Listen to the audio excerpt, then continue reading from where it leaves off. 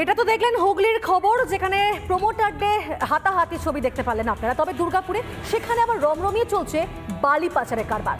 ভরা বর্ষাতে একেবারে ফাঁকা হয়ে যাচ্ছে নদীর বুক, আর অবৈধভাবে বালি উত্তোলনের সঙ্গে সেখানে যুক্ত কারা? শাসক নেতারাই। এমনই অভিযোগ তুলে মুখ্যমন্ত্রীর কাছে আবার নালিশ করলেন আদিবাসী সংগঠনের সদস্যরা।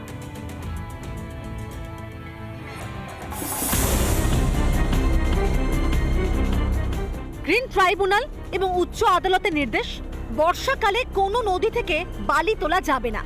কিন্তু সেই নির্দেশ মানে কে? প্রশাসনের নির্দেশকে বুড়ো আঙুল দেখিয়েই দুর্গাপুরে চলছে বালি খাদান। খালি হয়ে যাচ্ছে অজয় ও দামোদরের বুক। এই 19 নম্বর জাতীয় সড়ক বলা যেতে পারে অবৈধ বালি পাচারের করিডোর। বিভিন্ন বালিঘাট থেকে পশ্চিম বর্ধমানের যে দুই নদ অজয় এবং দামোদরের যে বিভিন্ন বালিঘাট, সেই বালিঘাট থেকে লরি বোঝাই বালি এই রাস্তা দিয়েই রাজ্যের বিভিন্ন জায়গায় ছড়িয়ে পড়ে। অবৈধভাবে বালি উত্তোলনের ফলে বদলে যাচ্ছে নদীর গতিপথ। শুধু তাই নয়, ভাঙছে নদীর পাড়ও, ভিটে মাটি গিলছে নদী।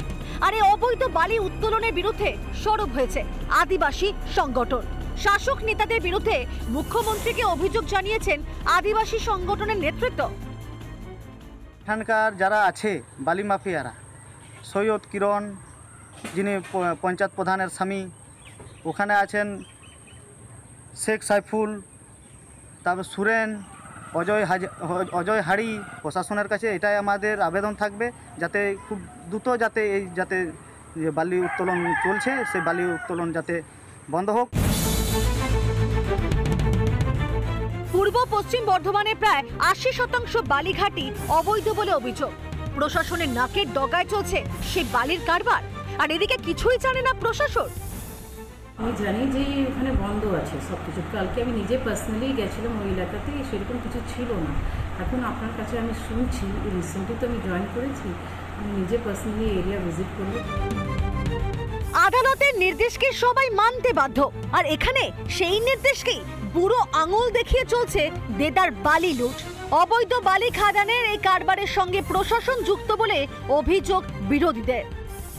বিভিন্ন বালি খাদানগুলোতে রাত্রেবেলাতে গিয়েও দেখবেন সেখানে ফ্লাড লাইট জ্বালিয়ে সেখানে বালি খাদান থেকে বালি তোলা হচ্ছে, পুলিশ কিছু দেখতে পাচ্ছে। এবং এই সিন্ডিকেটে পুলিশ, বিডিও, এসডিও, আরটিও, রাজনৈতিক দলের নেতা সবাই এই লুটের পরিকল্পনা করছে, সেটা বাংলার মানুষ এই নির্বাচনের মধ্যে দিয়ে বুঝতে পারছে যে কাদেরকে ক্ষমতায় আনা হয়েছে। এরা ভোট লুট, বালি লুট, সর্বত্র লুটের রাজনীতি করে চলেছে তৃণমূল কংগ্রেস। বেআইনি কাজকে সরকার সমর্থন করে না, পিঠ বাঁচাতে সাফাই পঞ্চায়েত ও গ্রাম উন্নয়ন মন্ত্রী। যদি কোনো স্পেসিফিক কারোর কাছে কোনো নালিশ থাকে আমায় দিন, আমি এক্ষুনি এই আজকের 1 ঘন্টার ভেতরে আমি কমিশনের দৃষ্টি আকর্ষণ করব এবং এই প্রতিরোধ করতেই হবে। বালির এই রমরমা কারবারের কিছুই জানে না প্রশাসন, তবে কি সর্ষের মধ্যেই ভূত? ক্যামেরায় তাপসের সঙ্গে রমেন মজুমদারের রিপোর্ট, রিপাবলিক বাংলা, দুর্গাপুর। দেখলেন তো যে কিভাবে বালি পাচারের কারবার চলছে একেবারে অবৈধভাবে। এটা থাকলো দুর্গাপুরের ছবি, কিন্তু এর পাশাপাশি আপনাদেরকে বহরমপুরে খবর দেখাবো। বহরমপুরে যেখানে আবার জমি জবরদখলের অভিযোগ সামনে আসছে। জমি দখল করে দোকান তৈরির অভিযোগ এক ব্যবসায়ীর বিরুদ্ধে। যদিও সরকারের অনুমতিতেই তৈরি হয়েছিল সেই দোকান, ট্রেড লাইসেন্সের নথি দেখিয়ে পাল্টা বা দাবি করেছে সেই দোকান মালিক। বুলডোজার দিয়ে এদিন ভাঙা হলো সেই দোকান। তবে কি সরকারের মদতেই এই জবরদখল? উঠছে প্রশ্ন। সব এনক্রোচমেন্ট হয়ে গেছে। একটা করে তিপ্পল লাগাচ্ছে, একটা করে বসে হচ্ছে, একটা করে তিপ্পল লাগাচ্ছে, একটা করে বসে হচ্ছে। কেন? ওয়াই? সরকারি জমি দখলমুক্ত করতে হবে নির্দেশ দিয়েছেন খোদ রাজ্যের মুখ্যমন্ত্রী।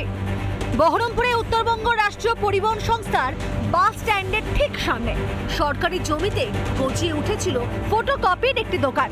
আর এবার সেই দোকানে পড়ল কোপ। বুলডোজার দিয়ে ভেঙে দেওয়া হলো দোকান। যদিও দোকানটি পুরসভার চেয়ারম্যান ও জেলা প্রশাসনের অনুমতিতে তৈরি বলে দাবি মালিকের। দোকানঘরটি তৈরি হয়েছিল।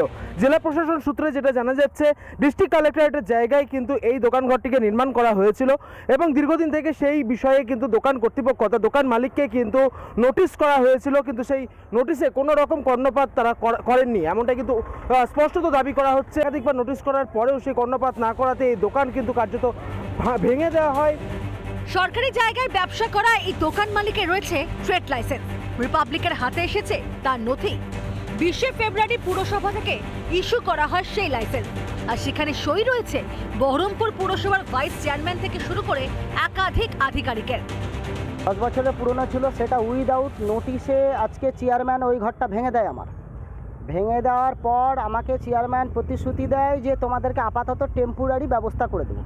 তো চেয়ারম্যানের সহযোগিতায় আমি এখানে টেম্পোরারি ঘরটা করেছি। ট্রেড লাইসেন্স, রীতিমতো নিজের নামে ইলেকট্রিক বিল, 2খানা পোল বসিয়েছি, তার নো অবজেকশন সার্টিফিকেট, সব কিছু দিয়েছে চেয়ারম্যান। এর আগেও বহরমপুর শহরের অন্যান্য জায়গায় দোকান ছিল এই রাজা শেখের, সেটাও সরকারি জায়গায় হওয়ায় 6 মাস আগে তা ভেঙে দেওয়া হয়। ফের সরকারি জায়গায় দোকান তৈরি করায় নোটিশ দিয়ে তা ভাঙা হয় বলেই জানান বহরমপুরের এসডিও। দোকানটা আগেও কিছুদিন আগে এইদিকে ছিল, সেটাও ভেঙে দেওয়া হয়, থানার এই পাশটায় ছিল। তো ওখানে যখন ভেঙে দেওয়া হয় উনি আবার গিয়ে ওখানে দোকান করেছেন।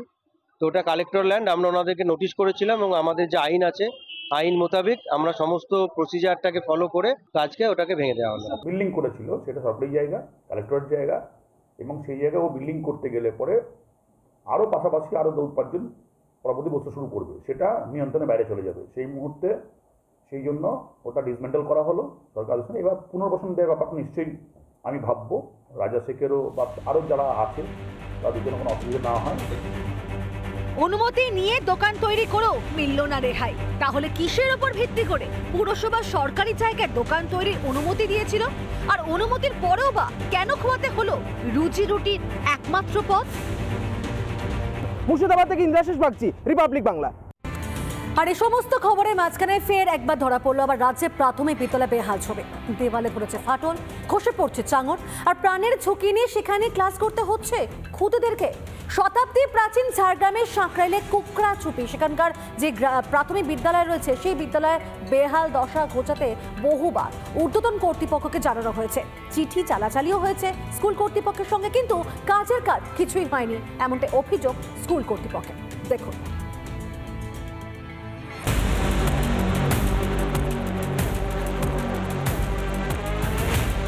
ছাদ থেকে খসে পড়ছে কংক্রিটের বড় বড় চাঙড়, বেরিয়ে পড়েছে জং ধরা লোহার রড, দেওয়াল জুড়ে লিন্টন ঢালাই বরাবর লম্বা ফাটল।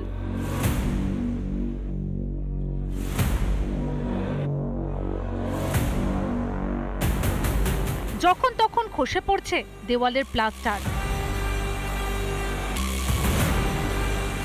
বর্ষার জল চুইয়ে দেওয়াল ঢেকেছে ছোপ ছোপ দাগে।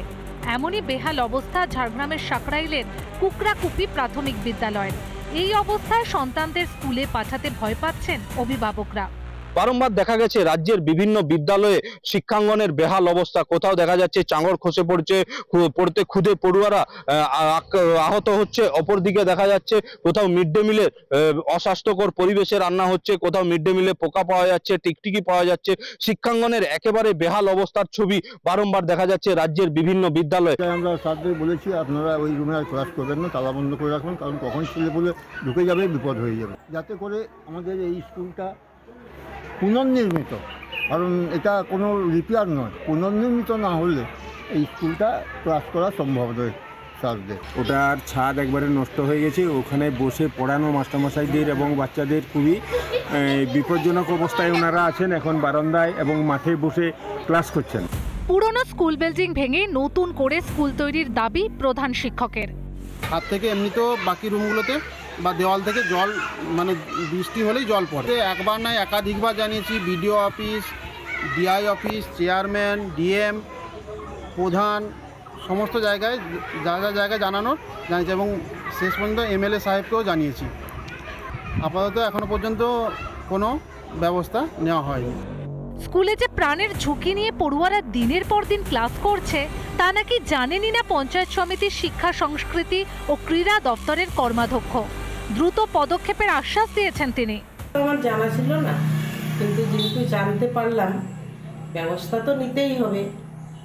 তবে আমার কমিটি আছে, আমার এসিও সাহেব আছে, ওর সঙ্গে আলোচনা করে এবং সেখানে আমাদের ভিজিটে যেতে হবে, দিয়ে সঠিকভাবে তদন্ত করে আমি কিছু একটা ব্যবস্থা অবশ্যই করব। দিকে দিকে ধরা পড়ছে শিক্ষাঙ্গনের বেহাল ছবি, বাড়ছে স্কুল ছুটদের সংখ্যা। কবে ফিরবে বিদ্যালয়ের হাল, সেদিকেই তাকিয়ে অভিভাবক থেকে পড়ুয়ারা।